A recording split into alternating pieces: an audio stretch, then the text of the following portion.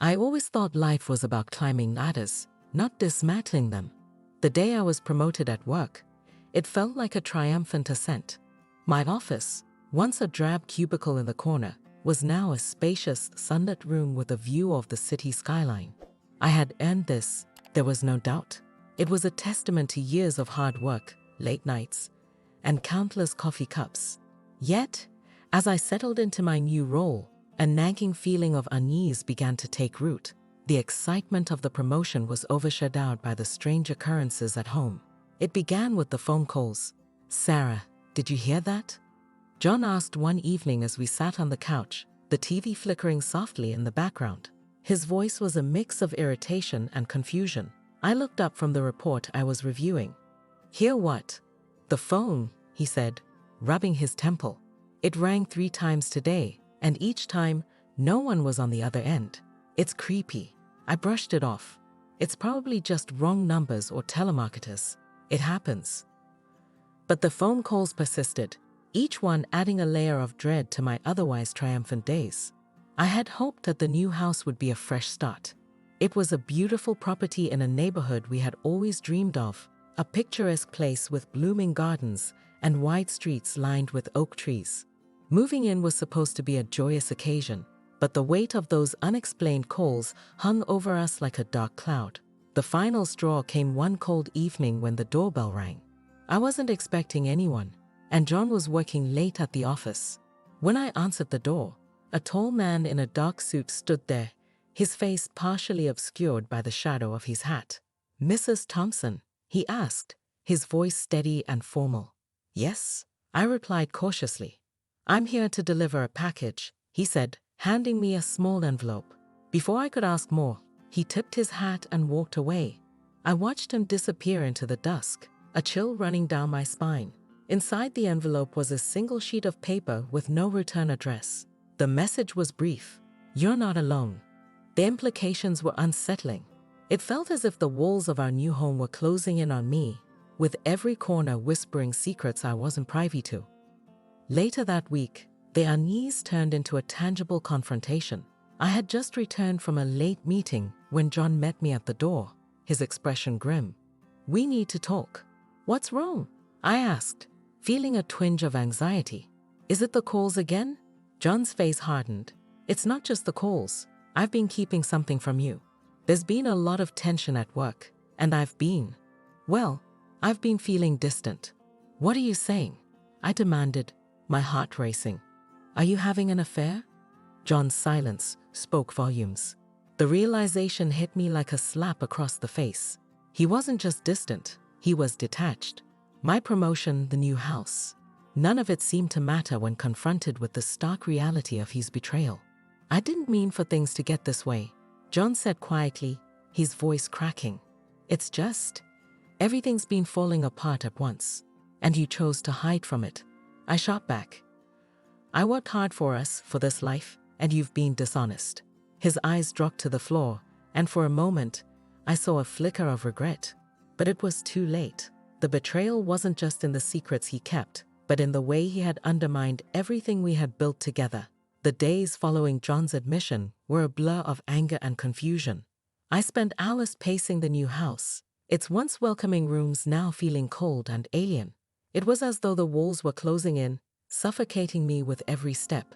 The calls, the visitors, John's betrayal, they all melded into a nightmare I couldn't wake up from. One rainy afternoon, I found myself sitting in the living room, the rain tapping rhythmically against the windows. Amanda, John's new acquaintance, had come by for an unexpected visit. I hadn't seen her before, but her presence now felt like an intrusion I wasn't prepared for. "Sarah, is it?" Amanda asked, her voice warm, but carrying an undertone of forced civility. Her smile seemed practiced, and I could sense that it masked something deeper. "Yes," I replied, trying to maintain a composed demeanor. "Can I help you with something?" "I'm here to talk to you about John," she said, her gaze steady. "I think we need to clear the air." I motioned for her to sit, feeling a mixture of curiosity and dread. "What about John?" She took a deep breath. "I know this must be hard for you, but I want you to hear it from me. John and I, save it," I cut her off. I don't want to hear any more excuses. What's done is done. Her eyes widened, and she took a hesitant sip from the coffee I had offered. I understand you're upset, but I think you should know that John and our relationship is more complicated than it seems. Complicated, I repeated, my voice edged with bitterness. So, you're saying this isn't just a simple affair? Amanda nodded slowly. It's not just about us. There's more going on, and John's been trying to protect you from it. Protect me? I echoed. From what exactly? Before Amanda could respond, the door swung open, and Linda stormed in.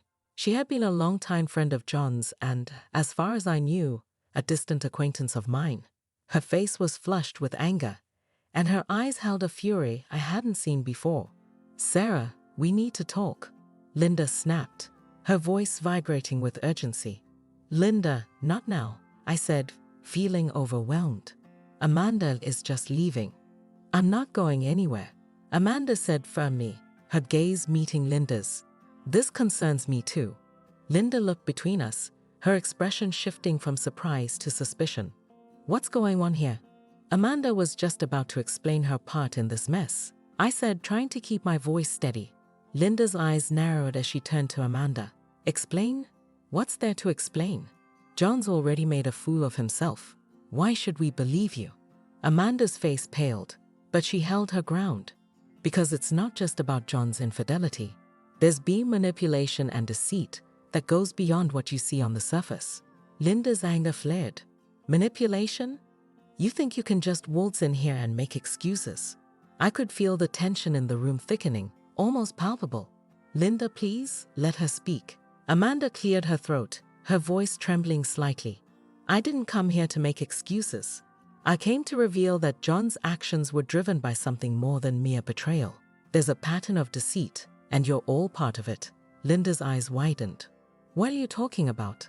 Amanda took a deep breath. John's been involved in something beyond just an affair. There's been financial trouble, personal issues, and it's all been hidden from you. I tried to keep it from getting worse, but the lies only made things spiral. The room fell into an uneasy silence. My head spun with the implications of Amanda's words. Financial trouble, personal issues. It felt like a cruel joke, but the seriousness in Amanda's eyes told me otherwise. Linda's voice was cold. If there's something you're not telling us, Amanda, now's the time to come clean. Amanda nodded, her eyes full of regret. I'm telling you everything I know. John's been struggling, and he didn't want anyone to know. But now, it's all coming to a head. I don't know how much of it was intentional or how much was out of his control. The weight of her confession hung heavy in the air. My anger toward John seemed to merge with a deep sense of betrayal and confusion about the entire situation.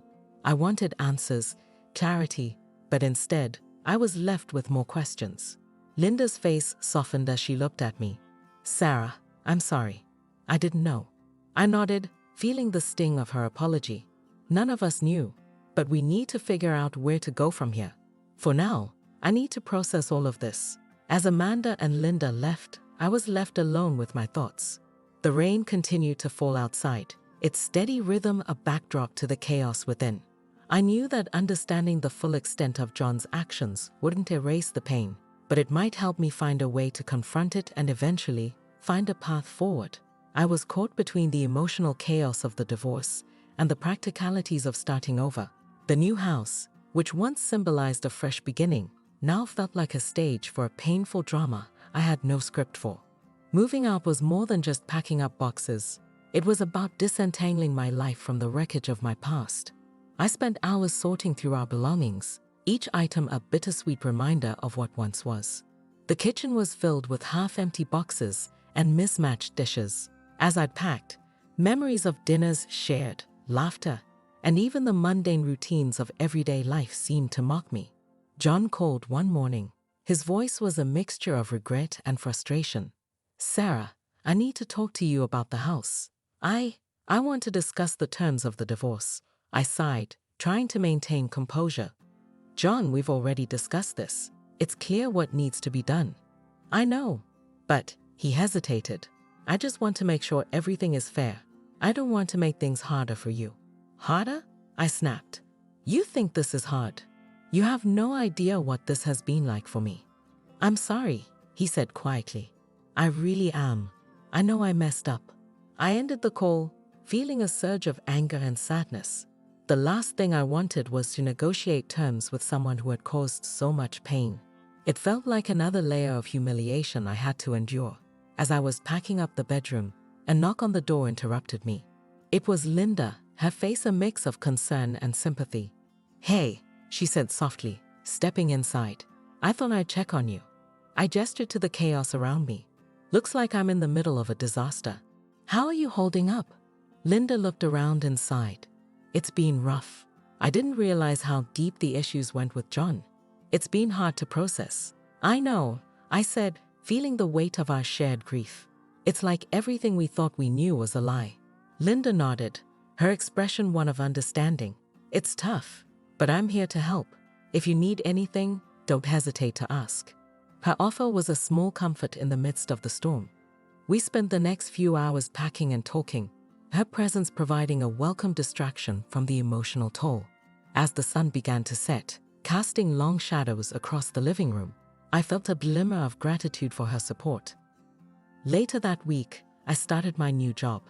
It was an unexpected opportunity, one I had initially pursued to escape the growing tension at home. It felt like a fresh start, though the reality of adjusting to a new work environment added its own set of challenges. On my first day, I was greeted by Megan, my new supervisor. Welcome aboard, Sarah. We're glad to have you here. Thank you, I replied, trying to hide my nerves. I'm excited to get started. Megan led me through the office, introducing me to colleagues and showing me around.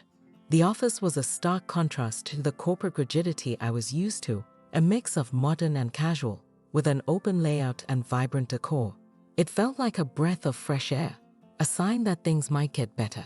As the weeks went by, the routine of the job began to offer a semblance of normalcy. I threw myself into work, channeling my energy into projects and deadlines. The distraction was a relief, but it also came with moments of loneliness. The hours spent in the office were long, and the emptiness of my new apartment felt even more pronounced at night. One evening, as I was preparing dinner in my sparse kitchen, the phone rang. It was my lawyer, Karen. Sarah, I wanted to update you on the legal proceedings, Karen said. Her tone was professional but reassuring. We filed the necessary papers, and the next step will be the court hearing for the divorce. I braced myself. And how long will that take? Typically a few weeks, Karen explained. But it's important to gather all necessary documentation and prepare for potential disputes. I nodded, feeling the weight of the legal process adding to my emotional burden. I understand. I'll get everything together. The legal battles were a reminder that ending this chapter of my life wasn't just an emotional struggle, but also a practical one. The divorce proceedings, the negotiations over assets, and the emotional fallout all combined into a complex web I had to navigate. In the midst of these challenges, I found solace in unexpected places. One evening, I ran into an old friend, Jenna, at a coffee shop. Her surprise at seeing me was palpable, but so was her warmth. Sarah, it's been ages, Jenna exclaimed, pulling me into a hug. I heard about what happened. Are you okay? I smiled, a bit surprised at how comforting her presence was. It's been rough, but I'm getting through it. We spent the evening catching up, her familiar face and laughter providing a much-needed escape from my current struggles. It reminded me that despite the upheaval, I wasn't alone. I had friends and connections that could help me rebuild and move forward.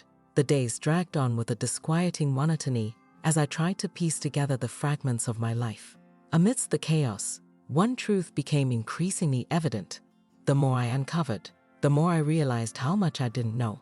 Each revelation about John, Amanda, and the circumstances surrounding them seemed to peel back another layer of deception, revealing a deeper, more troubling reality. The breakthrough came unexpectedly. I was reviewing some old paperwork in the dim light of my apartment when I stumbled upon a stack of documents that had been buried in a box labeled miscellaneous. Among them were bank statements and a set of documents that appeared to be related to investments and loans. My hands trembled as I sifted through the papers, my mind racing with questions. The complexity of the financial documents was daunting, but I noticed a series of transactions and loans that seemed unusual. My suspicion grew that there was more to John's financial troubles than he had let on. I needed clarity, and for that, I needed professional help. I arranged a meeting with Karen, my lawyer. As I sat in her office, the weight of the documents felt heavier than ever.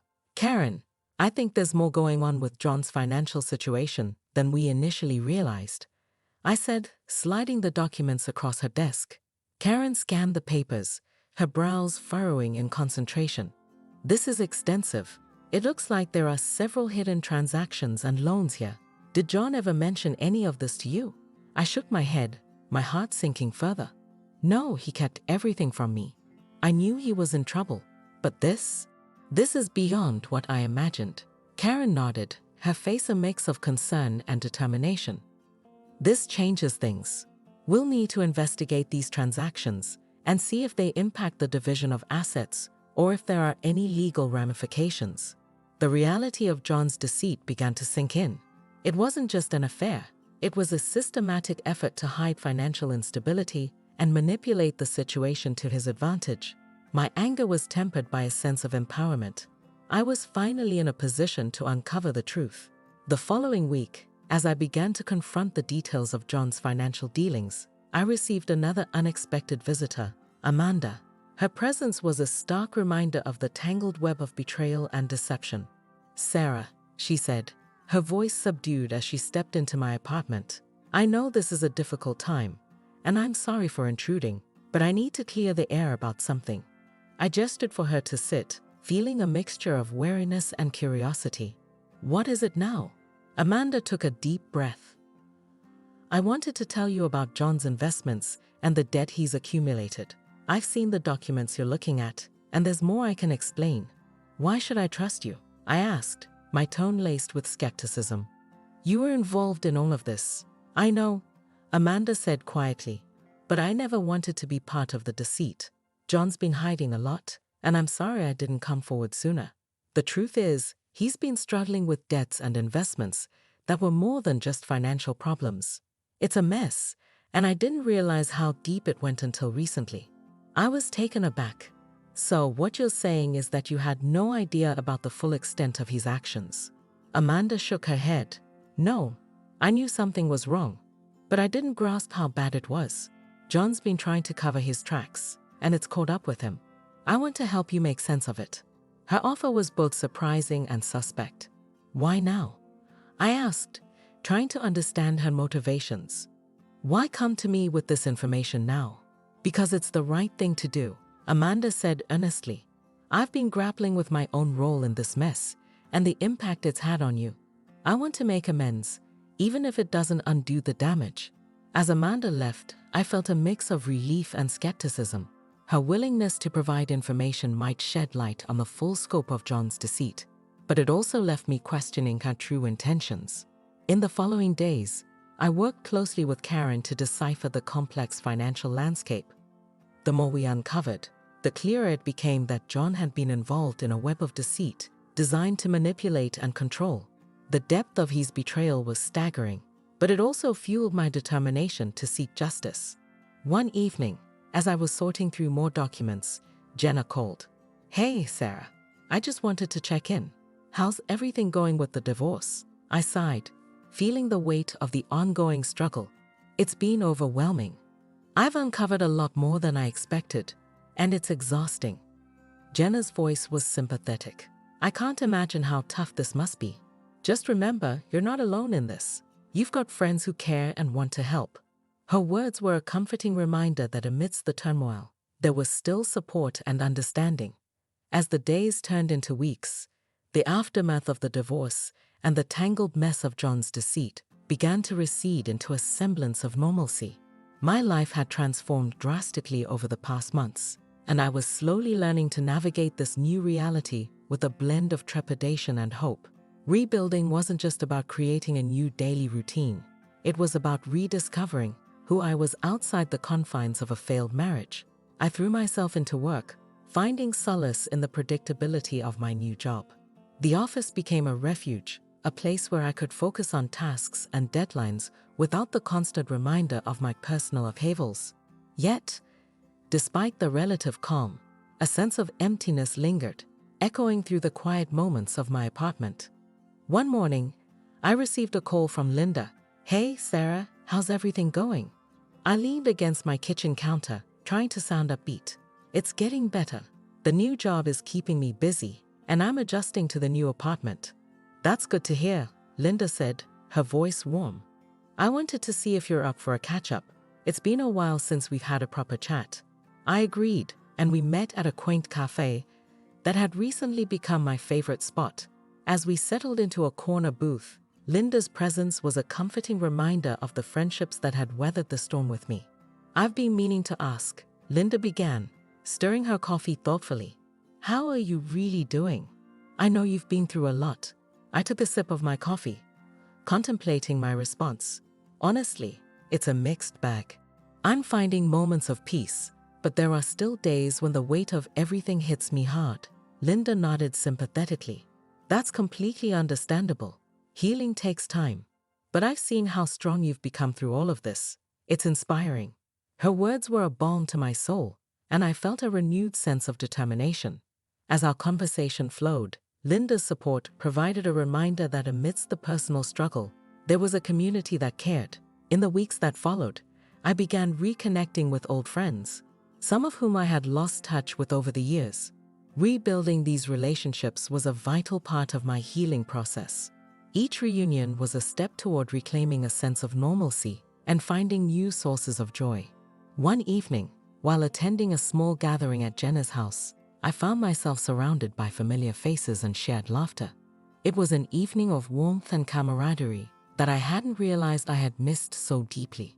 Jenna approached me with a reassuring smile. "Sarah, it's so good to see you smiling again," she said, her eyes filled with genuine concern. "You've been through a lot, but it's evident that you're finding your way."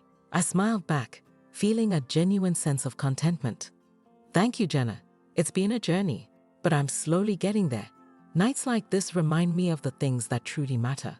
The evening was a stark contrast to the turmoil I had endured, and it reaffirmed my belief in the importance of surrounding oneself with supportive people.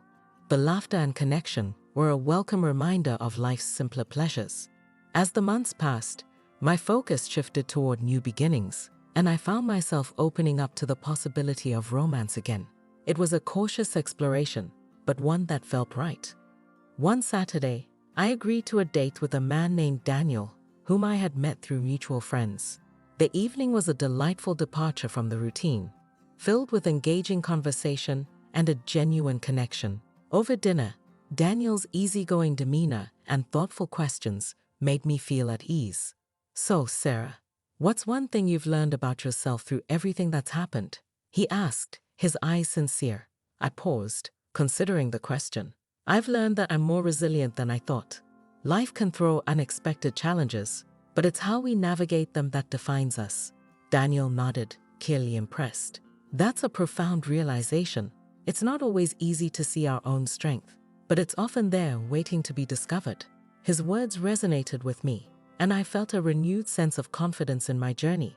The evening with Daniel was a reminder that while the past had shaped me, it didn't define my future.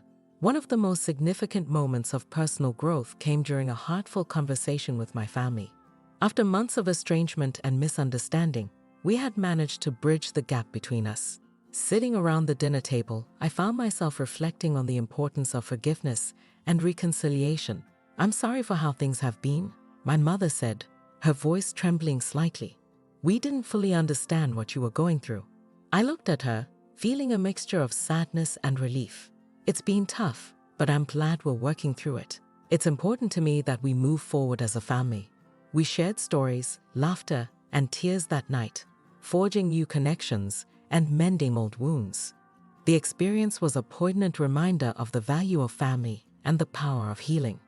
As I closed this chapter of my life, I realized that the journey had transformed me in ways I hadn't anticipated. I had faced betrayal, navigated legal battles, and rebuilt my sense of self. But more than anything, I had discovered a newfound strength and resilience. Life was still unfolding, and the future remained uncertain. Yet, as I stood on the threshold of this new chapter, I felt empowered and ready to embrace whatever lay ahead. The journey had not been easy, but it had led me to a place of self-discovery and growth, where the possibilities for a fulfilling future were within reach.